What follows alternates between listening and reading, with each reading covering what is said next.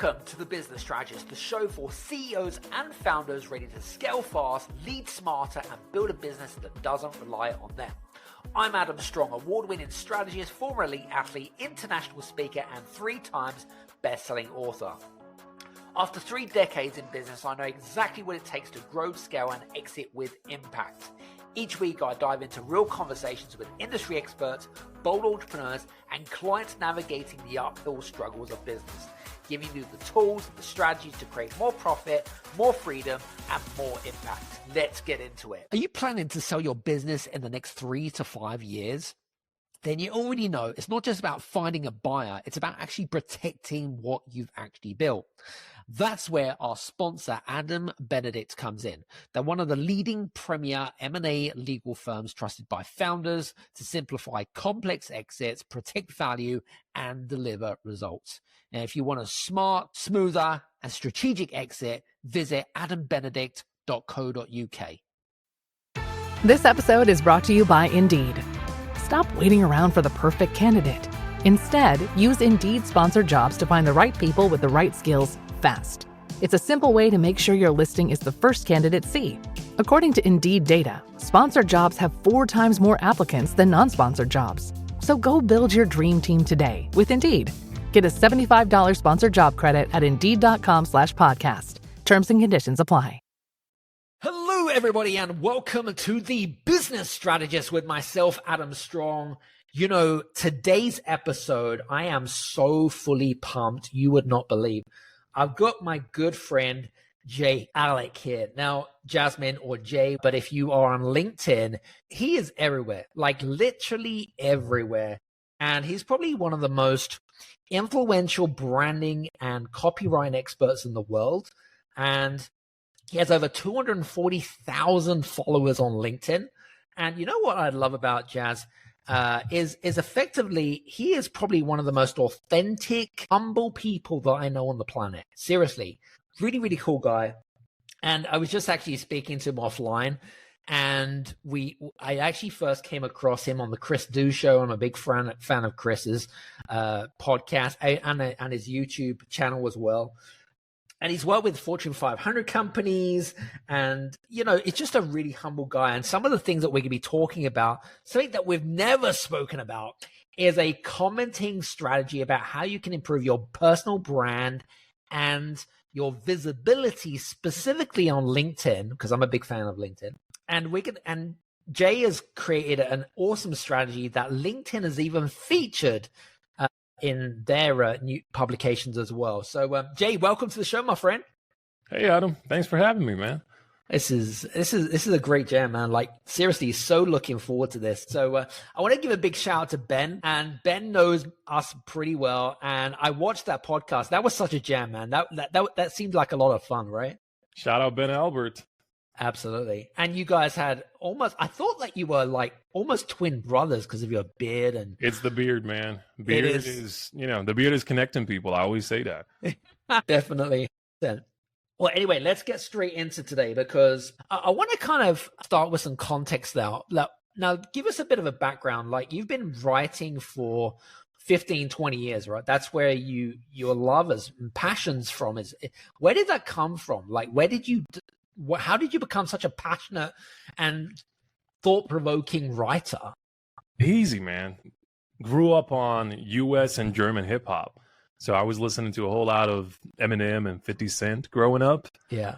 And just the way they used to write, right? The lyricism, the intricate rhyming schemes and patterns, that kind of just made me I fell in love with not just the art of music, but the art of expressing yourself, the art of writing, the art of the poetry side of it, the sort of double entendre, triple entendre, like triple meanings thrown here and there, and then you got to figure it out. Like, what does it mean? Oh, and then you got these reactions where it's like, oh, that's what he meant, right? The wordplay, all of that. I fell in love with writing through hip hop, quite literally. Wow. And I've grown up on, US hip hop. That's how I've learned my English. English is not my native language, by the way. Yeah, that's it. That's the backstory. Just a whole lot of hip hop. Eminem and 50 Cent, man. Shout out. I love that. Love that. Love that. You know, I didn't know if you know this, but I actually met 50 Cent live in person. We was actually speaking on a live event. We was actually speaking in America at a business conference. I'm so jealous. Yeah. So like everyone kind of says to me, how did you meet 50 Cent? And believe it or not, because we're kind of similar ages, I also was a big fan of Vanilla Ice. Do you remember Ice Baby? So kind of similar, right? So he was at the same business conference, but that was just such a laugh. That was such a jam. Anyway, digressing here. Still jealous, just so you know. Still jealous. I told you we'd be good friends. That's interesting. Really interesting. Cool. So let's get straight into today's context around commenting and stuff like that, because I know that a lot of leaders and entrepreneurs in particular, right, they are really overwhelmed by the sheer amount of content that's on LinkedIn, because there is a lot of people using the platform now compared to maybe 5 years ago. But how can those people that are struggling with visibility more specifically, how does a simple commenting strategy fix this? Tell us more. You got to look at LinkedIn as a new platform, right? Compared to what it was 5 or even 10 years ago, even just 1 year ago. Heck, LinkedIn is now this personal branding / content / business platform. And we used to know it as a job search platform / contact book, right? It was an online contact book for professionals. That's what it was. It's still there. Like that old look is still kind of there. But the focus, like as soon as you log in, it has a home feed, much as like any other social media platform, right? So you're in there and now you see that it's heavily content focused. So you either got to write and publish content, or you can consume it and engage with it. Either way, there's no escaping it. That's the new LinkedIn. It's heavily content focused. Now, that being said, how do you gain traction? How do you gain visibility? That's the big question for every business owner. Now, it doesn't matter if you're a solopreneur, if you're just fresh out of college, or if you're a seasoned pro with 10, 20, 30 years of experience. We all want exposure. We all want visibility for a business. But inside of that visibility, we want to build trust. We want to build authority. And we want to do it in a very authentic way that looks, feels, and sounds like us, so that ultimately people trust the right kind of person, right? You never want to build a following based on the wrong thing, the wrong sort of advice, the wrong sort of voice. And then when you start working with people, it's like, oh, who the hell is this person? Who the hell is this company, right? That happens more than you know, because people try to be someone they're not on social media, thinking they can game the system, they can go viral much easier, much faster. But then when the business side of things, right, starts to get going, it's like, it doesn't line up, it doesn't align, it doesn't add up. So commenting, when you really think about it on LinkedIn, on all these posts and being present in these discussions publicly is the easiest way to not just gain visibility, but to gain traction for your own brand and your own growth. I always give this example, right? There's a huge paradox on LinkedIn. If you're posting every single day, quite literally every single day, 7 posts a week, right? People will see you today in that post, and they will not see you until tomorrow, same time when you're back posting again, that second post. That's a paradox, right? So you're having maximum output, 7 posts a week, but it's almost like minimum visibility per person. If you're looking at it like per person. But when you take into consideration comments and how you can just find other people's posts in the main feed and leave 20, 30, 50, 100 plus comments in a single day, people will now be able to see you 20, 30, 50, 100 plus times in a single day. And the better you do it, the more skilled you really get at commenting, the more you know exactly where to comment, how to comment, what sort of thing will get people back to your profile so that they can finally be in your DMs or on your website or on your newsletter, wherever you want them to be. That's when things really start to get interesting. So like you mentioned, I've devised this really cool engagement playbook or commenting strategy. And I shared it for the first time like 2 years ago. I tried it, obviously, for myself first. It went great. It was crazy good. And left and right, you get these tags and nicknames immediately. The commenting king, this of comments, X of commenting, right? And I'm like, yeah, but you all can do this, right? I didn't just figure something out that is revolutionary. I just tapped into what we're all using, the same exact platform, the same behavior that's all around us. I just maximized it to the fullest potential. And now I'm coaching into people how to do it correctly. To me, it's on autopilot at this point, the engagement strategy, but coaching it to people and showing folks, especially B2B folk who aren't open as much to putting themselves out there, right, to expressing their thoughts so boldly and publicly. That's where the real fun starts, man. So I'll put a pin in this for now. And yeah, I don't want to drag on this answer, but the comment strategy is really fun. Like commenting on LinkedIn to me is a whole lot more valuable than just posting. Posting will only get you so far. You know, I never ever saw it from that perspective. I think it was probably a misconception, right? You know, you listen to the big gurus of, say, the Gary V's of the world, or, you know, Jay Abrahams and whatever it is, and you kind of read their marketing books, which probably are now like 5-10 years outdated, of course, but that's marketing for you, about the fact that you need to post and post and post and post and post. And it's interesting because I've been religiously posting, I reckon, pretty much, I wouldn't say every day. I would say on average for maybe 5 times a week or whatever it is. And now you're kind of adding a different dimension to my thought process. Is kind of like, holy shit, like I never thought about this as a kind of an engagement tool more than anything else. I always thought of, I need to just create more and more content, right? But let's talk about this, because I want to talk about pros and cons. Are there pros and cons between commenting and posting, between the two? Have you found any pros or similarities or any patterns between the two? Absolutely. When you really think about it, posts, right, are evergreen. They're going to stay on your profile.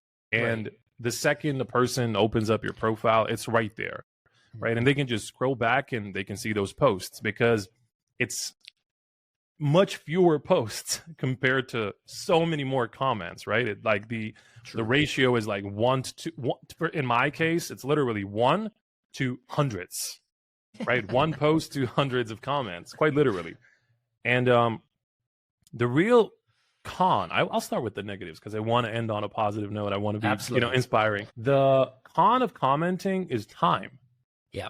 You got to invest your time in it. And that's when people really start to have a gripe with it, because they start to say things like, oh, I don't have all day to sit around on LinkedIn and just chat around with people in these random posts. I'm a CEO. I'm a business leader, right? Okay.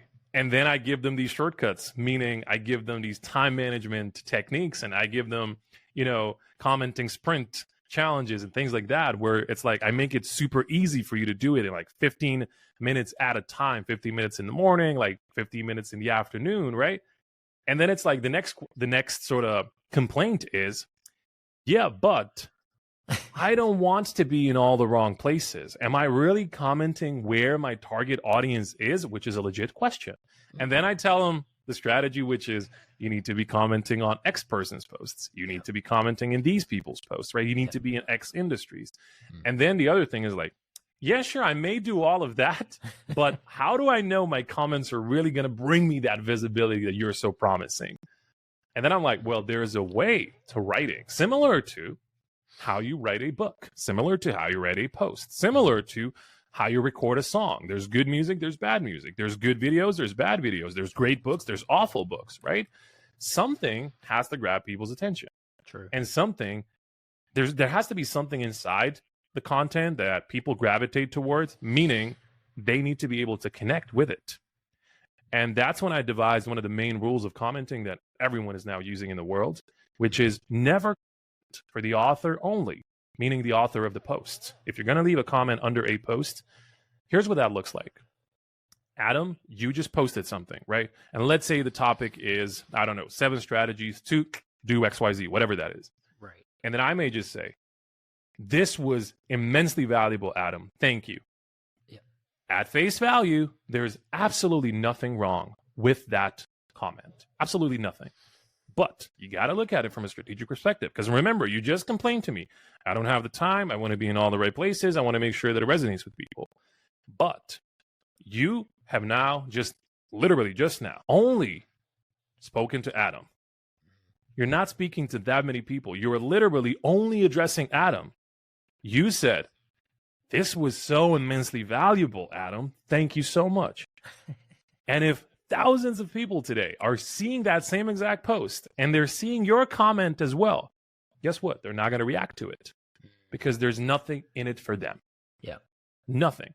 But because Adam has posted 7 strategies to do XYZ, why wouldn't we flip that commenting strategy on its head? And we never talk to the author only.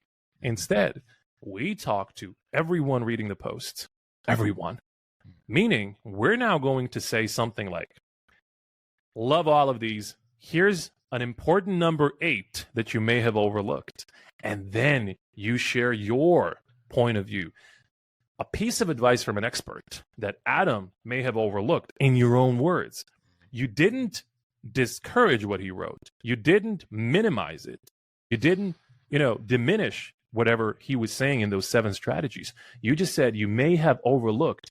This now increases attention of people. And because all those 7 were relatable, right, and connectable, now you're giving them an 8th one. And you're the reason this post is now going to get even more valuable. I always give this comparison. Think of the main post as a movie, but think of your comment below it as a post-credit scene. Meaning those two need to be connected. They're together. They're part of the same thing. They can't, two things pulling in different directions. So your comment essentially needs to be an add-on to the post. So that's been working really well for myself, for everyone who follows me, my community, all of my clients, really just going to posts and providing extra value. But you're providing that value from your own point of view, right? From an expert's own point of view. Because if everyone does this, every single comment is going to be different. That's the beauty of your own POV, right? Everyone's going to have a different point of view. Everyone's going to have a different opinion. Everyone's going to have different levels and years of experience. So everyone's naturally going to have different advice, which is great for the people who are scrolling through the comments and looking to learn even more. They could be learning so much in a single post. And then, down the line, I've also devised something called the commenting matrix, the LinkedIn commenting matrix, where we have these 12 stages of one single comment, right? So take this as an example, right? We've written a very insightful comment. It's the point number 8, right? We've added something additional to the post. But at the other end of it, there's really 2 things happening, Adam. One is authority for you, the comment. You get more authority, you get more visibility. People will start to click on your profile. And as a result, they may end up just following you, which is great, the minimum action. They may end up messaging you, or they may end up paying you and hiring you right on the spot. Sure. But on the other end, what happens to the author? The author also benefits from these sorts of comments, because that post now attracts an audience, and it doesn't stop there. They actually stay on the post, which, according to the algorithm, is a really great metric for a really engaging post. When you really think about it, just take your own LinkedIn media consumption as the use case. If you're scrolling through the feed, you'll see a whole lot of posts. Well, you will just press like and keep scrolling. You didn't stay on the post. So that like, even though it's a public metric, it isn't as valuable for the algorithm, where the algorithm feels like, oh, we should push this post to more people. You could have 1,000 likes on a post with 10 comments versus 100 likes on a post and 100 comments. That post is going to get pushed into madness. That one with 100 comments, just because it's that much more valuable. But also with the audience that's connected to you, they also get a notification that you've commented or made a comment on other people's posts. Right?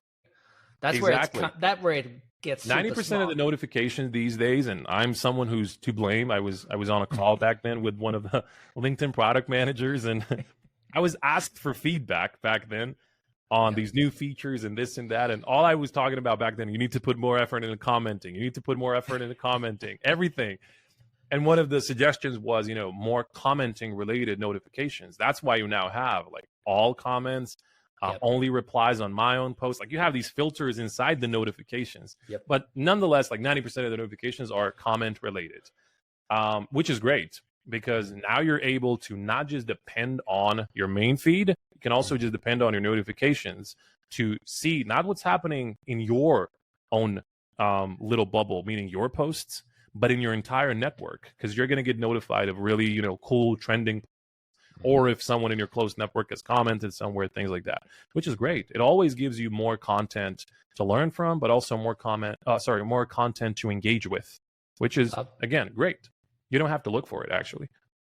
Love that. And so we've covered most of the cons there. What were the pros? I mean, we kind of blended some pros in there, didn't we? Yeah, we did. Obviously, it's a very proactive strategy. It's very beneficial in any way you look at it. So there's not going to be a whole lot of cons other than timing and where and how do I comment, right? Yeah. But as far as the real legit benefits, I'll just give you this particular stat. So I've been posting on LinkedIn for almost 1,000 days now. Wow. And every single day, I've gotten a minimum of 100 followers. Minimum 100 followers. But I haven't posted every single day. So I've been active. The total is 1,000+ days, but I haven't actually published a post every single day. What I mean by I've been writing and I've been posting is I've been posting comments. I've been writing on those days where I weren't publishing my posts. I was writing comments instead. And I'd argue that you need to publish a post every single day. In fact, I only, on average, publish 3 to 4 posts per week, but I never skip commenting. Not a single day of the week, even Saturdays, Sundays. Commenting is a must, a daily must. Now, the con there is how much time. Again, for me, it's like I get 1,000+ comments on every single post. I stay for a full hour as soon as I publish a post. That's non-negotiable for me. We have this thing that we call posting and ghosting. I try to never do that. So I never schedule my content out as well, right? I don't do that either because I feel like I could schedule it and then something happens. Like I have to go somewhere, I have to pick my kid up. A million things could happen. And I'm not there to engage with my community. And for the algorithm, that sends a clear message. It's like, hey, dude, there's all these people here to see you and you don't give a flying duck, right? And it's like, there's a risk of being shadow banned, et cetera, et cetera. But those are deeper topics. Yeah. Posting and ghosting is a thing you should never do. Which brings us back to the real value of commenting, which is building a community.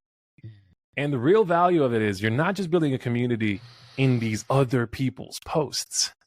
Because you're now so supportive of so many people, because people can now see you everywhere. As a result, they get on your profile, they start following you, they start DMing you, they start connecting with you. And the more you post, the more comments you're also going to get on your own posts. A lot of times people ask me like, Jay, I'm posting, but I'm not getting any comments. My first question is, how much are you actually commenting elsewhere on other people's posts? And then that's when you start to sort of get answers like, not that much. And I'm like, well, there you go. It's a two-way street. Yeah. If you expect support from other people, you first have to dish it out immensely, right? In order to get crumbs of a crumb of support back on your profile. That's just the way it works. I've done it for years. I've been commenting.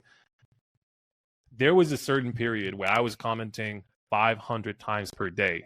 Plus. Holy moly! Wow. Yeah, because I used to spend 4 or 5 hours per day on LinkedIn alone. At that point, my business was kind of growing, and now it's running on autopilot. We're doing so much where I don't have that time anymore. Luckily, right? But if you genuinely do have the time, especially if you're a solopreneur, right? If you're someone who's just started their own business and you do have the time, you don't have as much clientele, you have the time to just raise your own visibility. Go out there.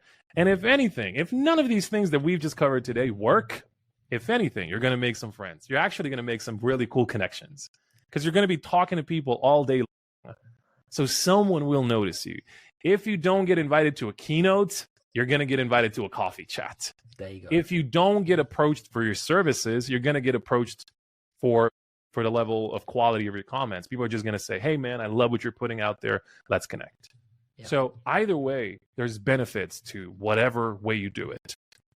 Hey guys, I just wanted to take this opportunity to make you aware of a brand new tool that we've just created called the Exit Readiness Assessment. Now, it is for founders and CEOs that are looking to exit from their business operations.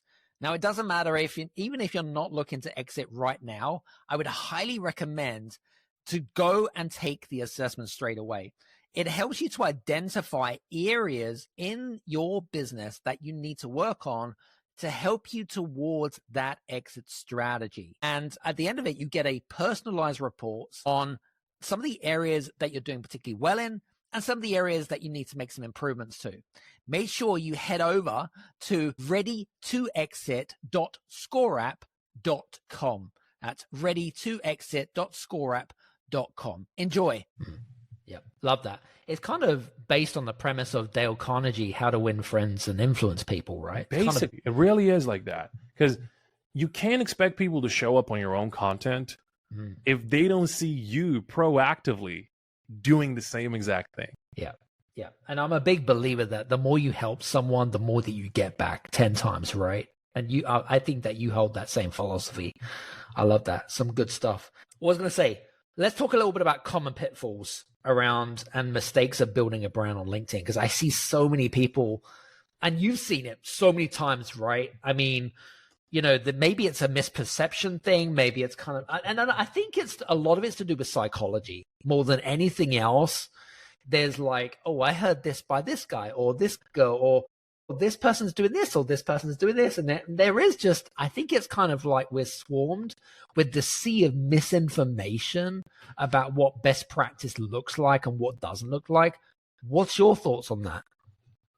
Thank you for the question, first and foremost. Now, I speak about the same exact thing a lot in my content, just because people look to me as the authority on LinkedIn rules and trends and what's working, what isn't. Like, they genuinely come to me to see what is working. And I'm very happy because we are coaching so many people, and we're coaching quite literally the best creators on the platform how to do it even better. And we succeed, which is great. I always tell people, like, what works for me may not work for you. So you just got to test it out. I can give you the baseline. I can give you all the rules in the book. But if you're looking for some sort of magical recipe that's cookie cutter, copy paste, applied to every single person, it doesn't exist. There is, although, a recipe, right, where we know what sort of approaches work. Now, what sort of approach or the form of that approach you will choose and what form will work for you. Like, for example, the commenting bit. Right?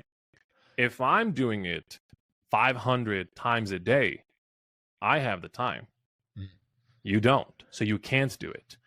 But on my end, I'm growing hella fast. When I was doing that, I kid you not, Adam. So on the days that I wasn't publishing posts, only based on my commenting activity, some days, I told you the minimum was 100 followers per day. Some days it was 1,000 plus followers, new followers per day. Only through comments, 0 posts. Wow. So if you're looking at me then and my growth trajectory and you're feeling like, oh, I want to do the same thing that Jay's doing, it's not going to work. Again, I had the time back then and I was growing really fast because I understood the value of leaving all these comments, but you may not. So if you're only doing 50 a day, best believe you can expect a much slower growth trajectory, a much lower growth rate. So there you go. In terms of, now, let's look at the content, for example. I'm someone who does LinkedIn coaching. I didn't always used to do this, by the way. I was kind of pushed into it based on the success I've had on the platform. I genuinely was. Like, back in the day when I first started publishing content on LinkedIn, I was talking about brand strategy, brand messaging, ads, copywriting, like more specific copywriting, right? Broader. Right. The broader topic of copywriting, but like very specific strategies in marketing. The way I talk about copywriting now is LinkedIn related. I call it LinkedIn writing. It's much different, right? That one was, a different thing. But over time, I've learned that through my audience's reactions. They've told me, hey, man, we want to hear more from you on the LinkedIn side of things. But when you really then now look at what's going on here, what did I just explain? I'm literally on the platform called LinkedIn, talking about how to grow on LinkedIn. So naturally, I have a much larger pool of an audience. I have a much larger pool of clients, and you can't expect to have the same thing again. So you have to look at it from your own perspective. What industry are you in? Oh, I'm a carpenter. You're not going to have the same size audience as me. As simple as that. True. And then when you take a look at the content strategy of things. I actually just published a post about it today. The post says if it's okay to lose inspiration during the year for your LinkedIn posts, for your LinkedIn content. It's okay. It's normal. But let's make sure it never happens again. So I shared my strategy. Like, what things do I post about so that I don't burn out, so it doesn't feel boring to me or my audience? And I gave people 2 rules. The 2 rules are essentially 2 content brackets. You can devise this strategy in any number of ways, but for me, it's business topics, so related to your business and your expertise, and belief topics. So for me, and I always say this to others as well, business topics should be at least 3, but maximum 4. No more than 4, no less than 3. In my case, these topics are personal branding, LinkedIn growth, and writing. That's it, and writing. But people now know me for this. Now imagine if I also started talking about graphic design, website design. It's like, what am I even known for? Like, who am I, right? But these 3 are like very tight-knit. They're very close to my business, to what I actually do and teach and sell. So I'm sticking to those. These are my business topics, my educational topics, my expertise topics. But I also have the belief topics. Beliefs are essentially all the little morale / culture / who am I as a person things.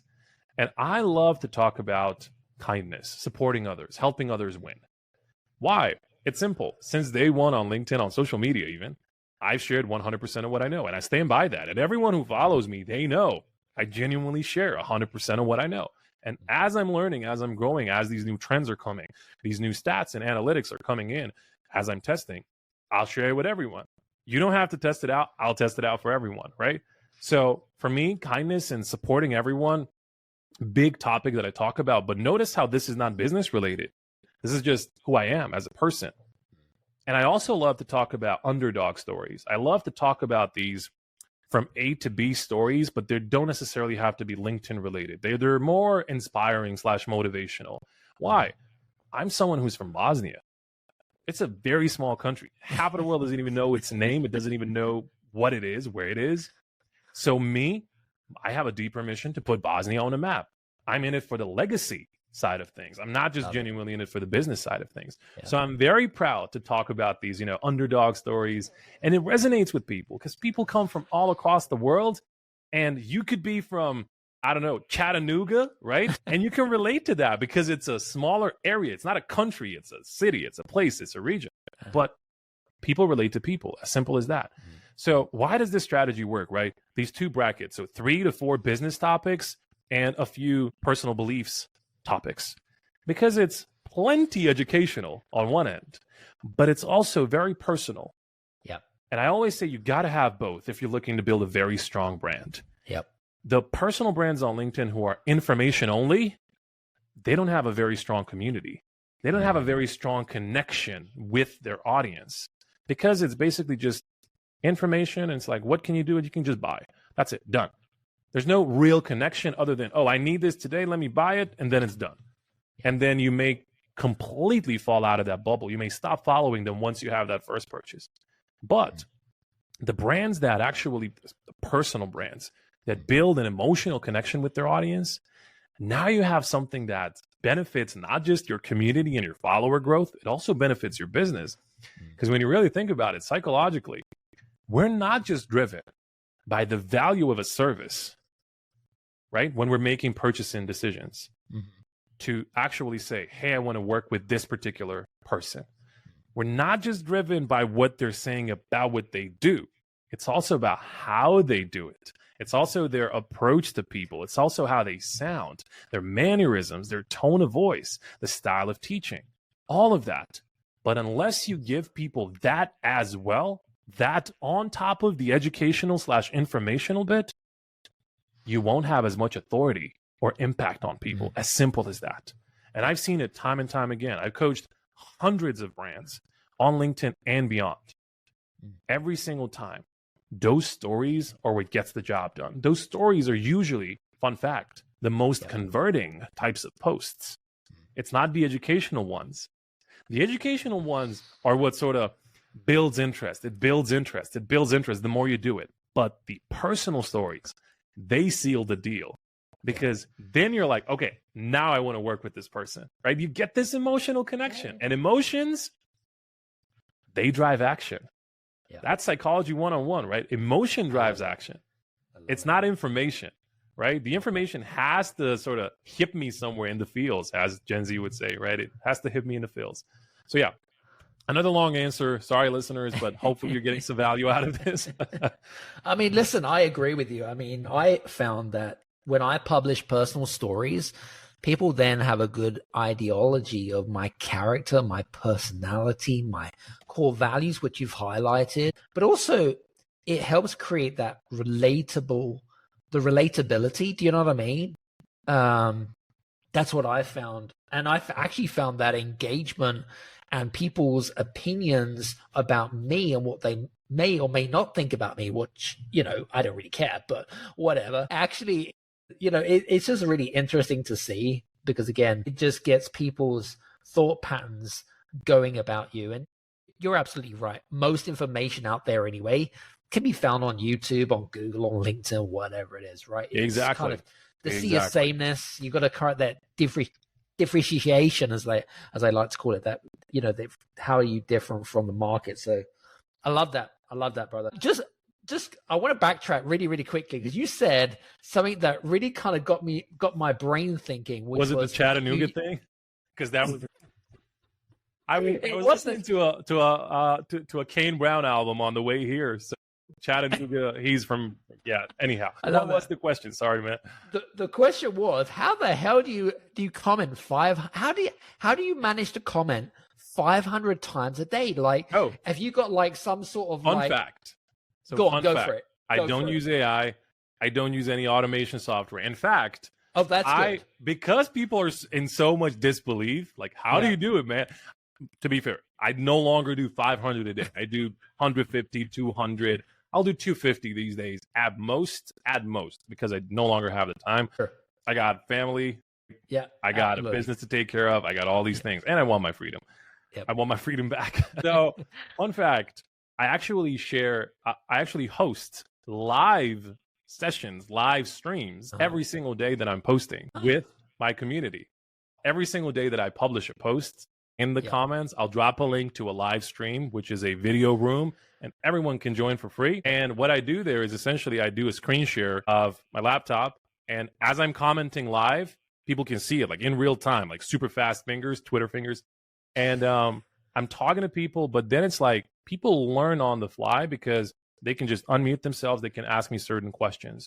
So my community chats, my daily community chats are essentially me showing people how I do things, letting them into my world, but also giving them on the fly LinkedIn masterclasses, quite literally on the fly. It's free coaching, right? And because I'm launching my paid community, most likely next month, everyone's been waiting for it, man. 3 years in the making. I'm hosting these sort of sessions now as a preamble, as a preview of things to come. Because if you're getting so much value and so many insights by me not even saying a thing, right? Just by looking at how I do things, plus me actually saying things, and I'm literally just saying them on the fly. Imagine what you're going to be getting in the paid community, right? When we're doing legit themed, dedicated masterclasses and coaching sessions. So yeah, fun fact. I'm just fast, man, with how I write. I'm fast with how I react. People see it all the time. And 90% of the folks who are in those community chats, they're very silent because they're just watching. And then I want to tell them, like, speak up, please. Someone unmute themselves. Then they're like, no, man, we're just watching you go. We don't want to interrupt because you're so fast. You're everywhere. You're scrolling, you're typing, you're doing the tab, tab, tab. And then it's like enter to leave the comment. I don't have to move my mouse, right? I just type fast. So is that like, so when you're saying that you do a live stream into the community, I'm assuming that you're streaming a LinkedIn live into a LinkedIn group. Is that correct? No, I'm actually doing it on a separate platform. So for all my coaching calls and for everything, I use a platform called Whereby. I don't use Zoom. I don't use Teams. Whereby, I've used that since they weren't even Whereby back then. I've used it for 5 years now. It's just an open link and it's a fixed link. Every single day you can just join there. Even if you haven't been there for a while, you don't have to check anywhere for a link. You don't need an email invite. You don't need to sign up for a newsletter. I don't need your email. You can just check the comments. The link is always there.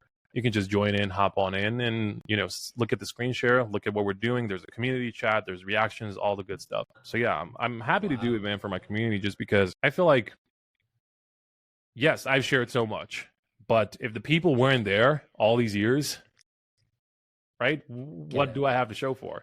So I'm still doing it for the community. I'm still doing it for the people. And yes, I am launching a paid community, but that only means that the stuff that's in the community now is going to be that much more valuable. So, if I've been sharing all this stuff for years now, and you were like, this should have been paid for, this shouldn't have been free, just imagine what I have in store for that. So yeah, I'm pretty amped. As you can see, I'm very excited, confident in the product that I've built. And the community is going to be amazing, man. There's a whole wait list with hundreds of people already, which just blowing my mind already, and we haven't even launched. Love that. Love that. America leads the world in medicine development. It matters. We get new medicines first, nearly 3 years faster. 5 million Americans go to work because we make medicines here at home. And not relying on other countries keeps us safe. But China is racing to overtake us. Will we let them, or will we choose to stay ahead? When America leads, America cures. Let's tell Washington to keep us in the lead. Learn how at americacures.com. Paid for by pharma. Just out of curiosity, you said about paid community, which is kind of cool.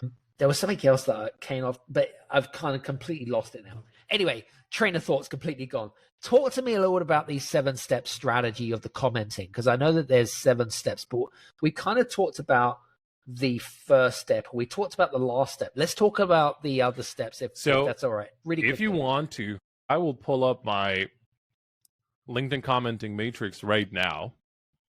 That's cool. And I will walk you through the whole thing. Okay. Let's do it. So it's actually a very fun one because it's purely psychological, right?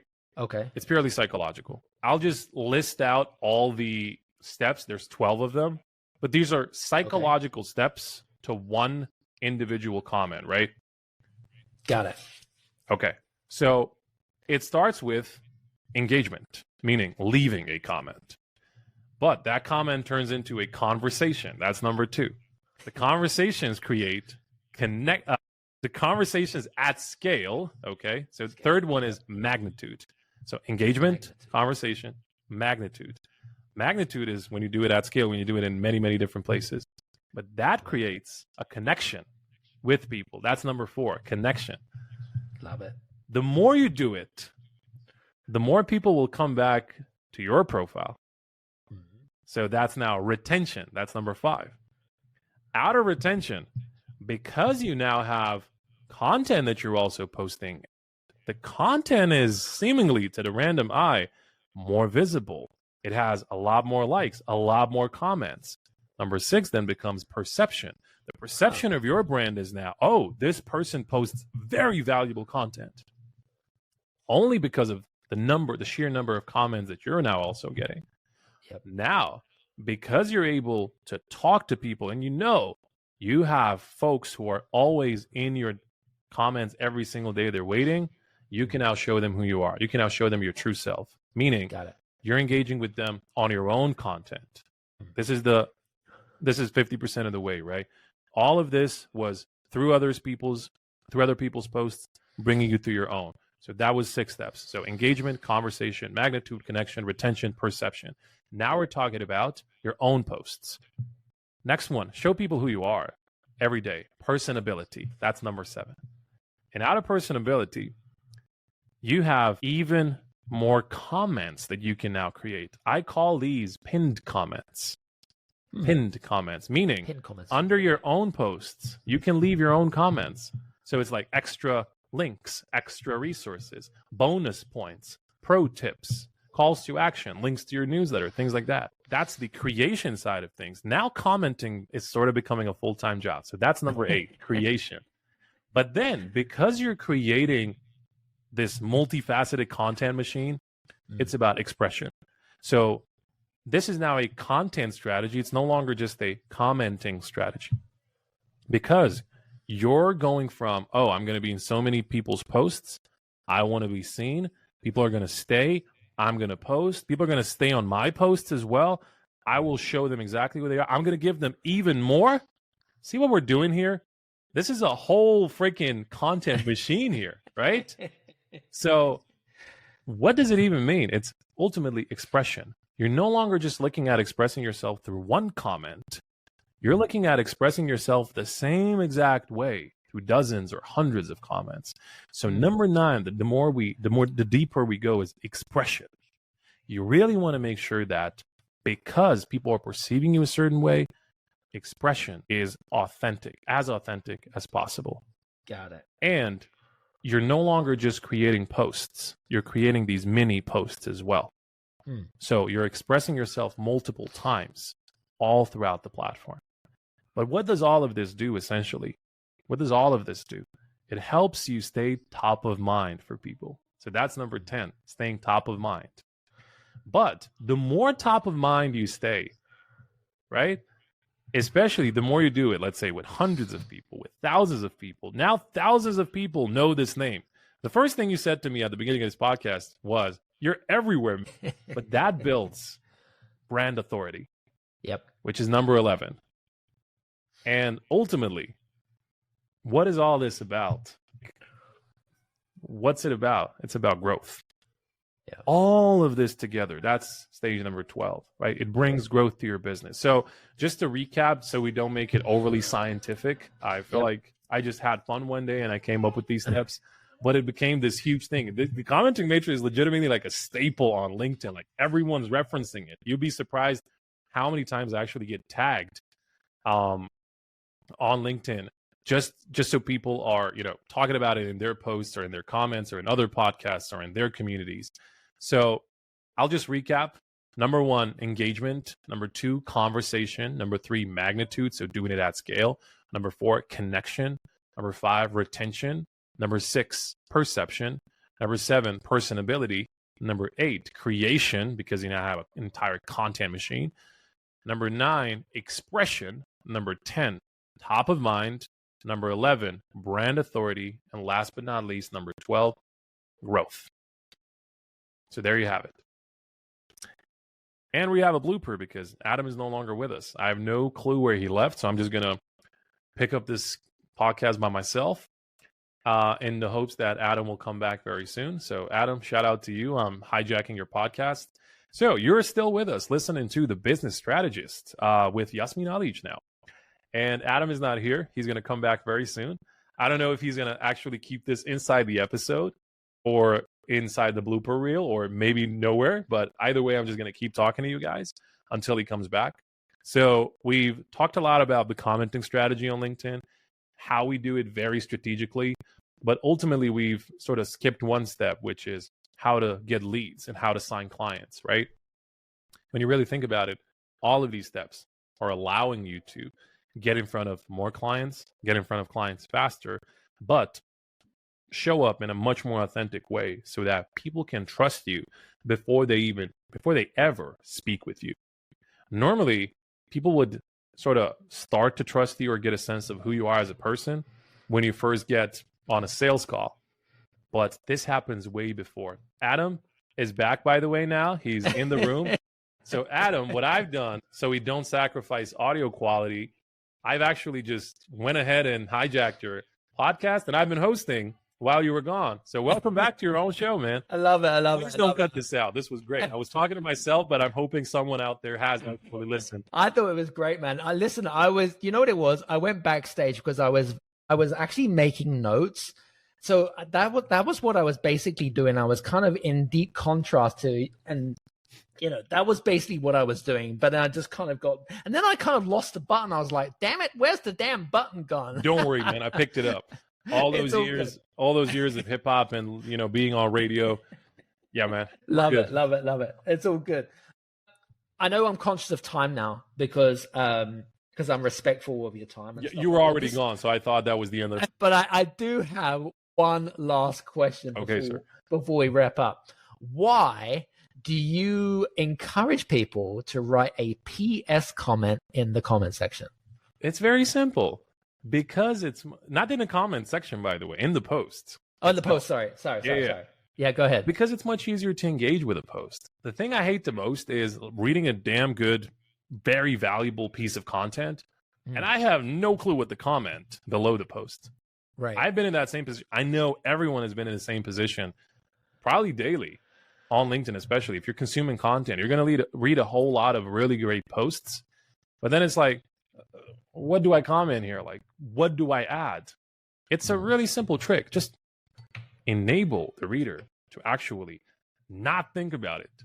There's a really great book that I always reference. It's called Don't Make Me Think. And it's actually one of the founding marketing principles, psychological principles.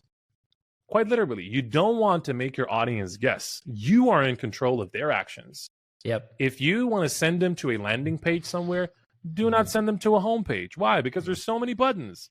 You want to send them to a very specific landing page, let's say to a contact page. If you're saying to them, sign up for my newsletter, send them to the freaking newsletter page, right? Don't send them to the homepage where they have all these choices and they have to think. Again, keep this in mind. Don't make me think. It's a huge foundational marketing principle. So the same goes for your posts, right?